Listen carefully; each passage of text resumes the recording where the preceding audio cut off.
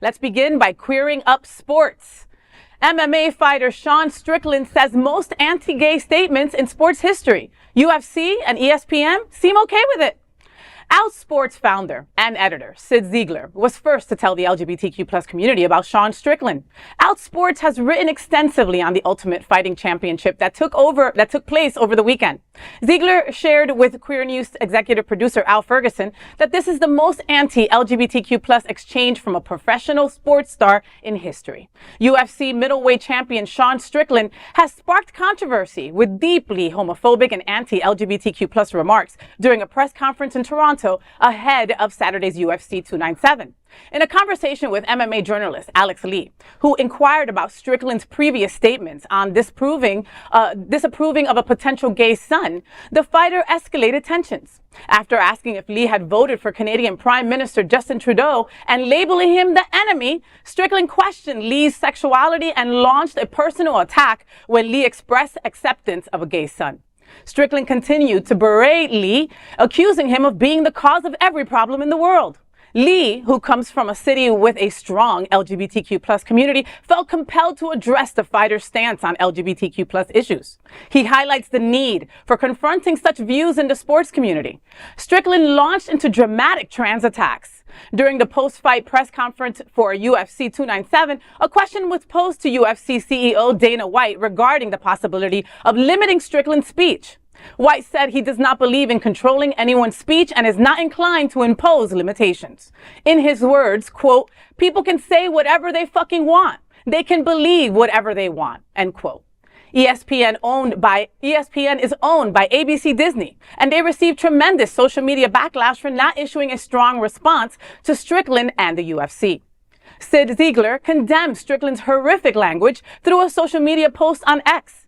Sid Ziegler, interview on Unapologetically Queer with Al Ferguson, has received backlash as well after UFC's incident, with some people making harsh comments like infection about the video. These developments emphasize that the sports community and sports fans need to be more inclusive of the presence and progress of LGBTQ plus community in sports. You know, you're in Toronto. Welcome. Glad to hear it. It's been great. Are you Canadian? Of course I am. Are you part of the fucking opposition? Are you? I don't know how to phrase that. You got like, yeah. Well, I did want to ask you. Did you vote for Trudeau? I'm not going to say. And let me tell you something right now. If a man says he's not going to say, like if you ask him, motherfucker, did you vote for Biden? He's like, well, I'm not going to say. That's none of your business. He voted for fucking Biden. Sean, I'm glad you've had great experiences. So this is what I'm talking about, you guys. The enemy of Canada. Sure. All right. That's what it's got to be. It's got to be. We've got a pretty supportive gay and lesbian community in this city. I did want to ask you about something you wrote a couple of years ago. You said, if I had a gay son, I would think I've... Oh, look, another. I'm saying to you, the swamp, you guys, the swamp. You become a champion, you become a star, and someone says... Let me ask you something. Are you gay? Have you had the chance to interact with a more diverse crowd? Let me know. Are you gay? Could I get an answer? Well, no, I'm asking. This is a part of. Are you a gay man? I'm an ally of the community. Okay. If you had a son and he was like, you had a son, he was gay, you'd be like, oh man, you don't want a grandkid? No problem with it. Oh man, well, dude, you're a weak fucking man, dude. You're part of the fucking problem. You elected Justin Trudeau, like, when he sees the bank accounts, like, you're just fucking pathetic. And the fact that you have no fucking backbone, and has he shut down your fucking country and seized bank accounts? You ask me some stupid shit like that, go fuck yourself. Move the fuck on, man. I feel like that doesn't really answer the question, but I did want to ask also things you said about the trans community. You said this past October when they announced the Bud Light sponsorship that you'd go so hard on Bud Light in your next fight, they'll have to accept me or denounce me when they know what, and will know what they stand for. This guy's like, hey, this Canadian's not that Canadian. Are you still going to use your fight time to kind of speak on that? Here's the thing about Bud Light.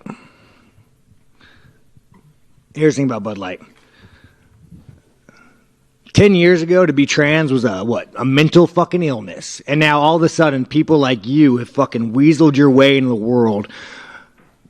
You are an infection. You are the definition of weakness. Everything that is wrong with the world is because of fucking you.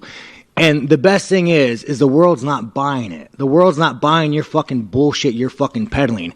The world is not saying, you know what? You're right. Fucking chicks have dicks. The world's not saying that. The world's saying, no, there are two genders. I don't want my kids being taught about, who they could fuck in school. I don't want my kids being taught about, their sexual preference. Like, dude, this guy is the fucking enemy You want to look at the fucking enemy to our world? It's that motherfucker right there, asking these stupid fucking questions. Sorry, I told the UFC I was being nicer. Lance, am I still good with this? Did I cross any lines? A little. What the fuck? I didn't say the F word. You just brought this fucking guy in here to piss me off. You just did, but just to follow up, I mean, Rick. Did I say it? You just did. No, I didn't say it. Right there, you did. Different F word. Yeah. I'm trying to be good, man. I'm trying to be good. I like the fucking gays. Here's the thing. I've never. You guys think I've ever shit on a gay man or shit on a gay woman? I don't fucking. I like the gays. It's fucking freedom. We still have it in America. We'll teach you about it. You guys don't have fucking freedom of speech. I'm surprised what I'm saying is probably gonna get fucking. I'm probably gonna get the fucking Canadian government to arrest me. So I don't give a fuck who you fuck. I don't give a fuck what you want to do in life. But don't fucking tell kids about it. Don't teach that shit in fucking school. Don't fucking push your agenda. Don't try to fucking brainwash people. Don't try to go past parents. Don't try to go past all this shit and brainwash people, you fucking cuck. Wow, there's a lot to unpack there. Sean Strickland, you are a vile, disgusting human being. Like, honestly, when you're calling that man an infection, you are honestly an infection. You really are. Yeah, you're an MMA fighter, and that goes hand in hand with toxic masculinity, and it seems to be going hand in hand with a lot of Trumpers too, right? And I get it. Maybe you took too much TRT. I don't know, bro, but you are out there, And God don't like ugly, which is also why you fucking lost over the weekend, right? BTW. I'm mad. I was initially more mad at ESPN than I was at Sean Strickland because they're a bigger entity, right? And they didn't say anything. They didn't come out or for trans defense or anything like that. They didn't shut him up or anything. Why? Because of money, because of the big paycheck that all comes, that all stems from, right? ESPN got to walk away with the big payout and just say, F LGBTQ, I don't give a shit what he said. This guy, again, he's a vile human being. And it's incredible because, he was beaten as a child. He had an alcoholic father. So he doesn't come from greatness, right? You would think that he would have more empathy for marginalized society, and he's not, and he doesn't. No. First off, thank you to Mr. Ziegler for bringing this to our attention. This is vile. Like you said, I don't know if you've ever been to an MMA fight or UFC event. I went once in Vegas with my dad. It was a fun weekend, but I can tell you that a UFC match is not or never will be confused for a Mensa meeting. We're just going to put that right there. One admonition to the reporter: he started to let Strickland bait him a little bit. You should never go back and forth. While I appreciate that Alex said I am an ally and all that, that's not really what you do. We do it here, but you don't engage like that, because then he goes off on this 2.5 minute rant or something like that. And Steve, can we bring back a picture of Strickland at the podium?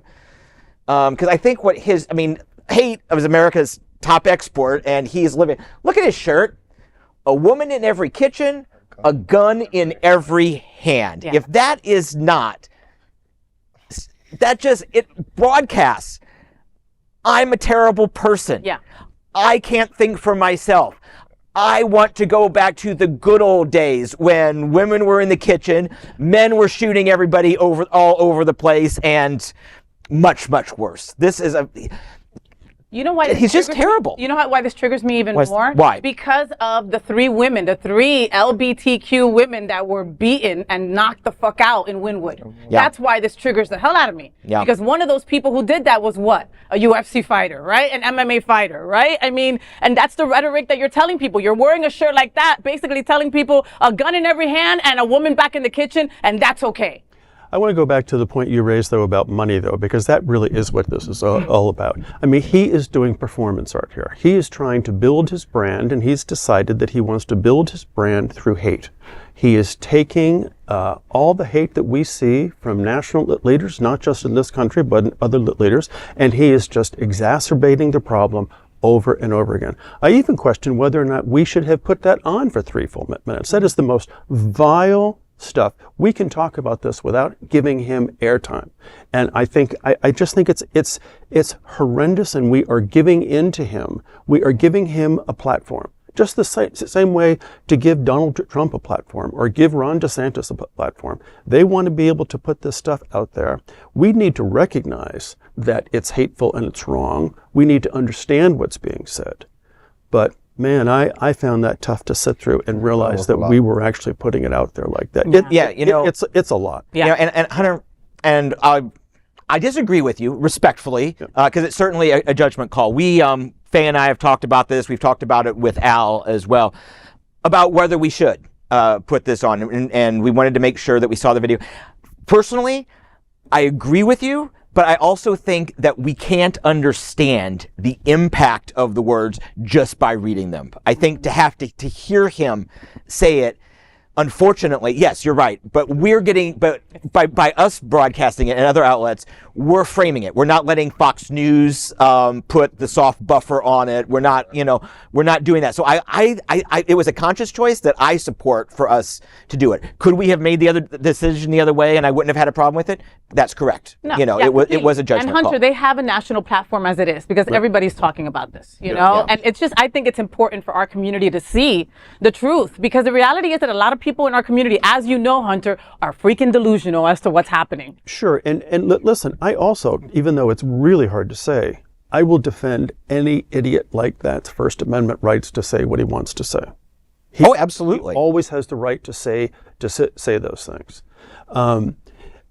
It's just really sad to see people like this get that much power out there. Did you see John's face when he was watching? I was like, he was crazy. I was appalled. I'm like, who? Like, it's sad because outside of that whole act, there's probably a lot of deeper issues within himself that he has to deal with, and that's what's really sad. Yeah.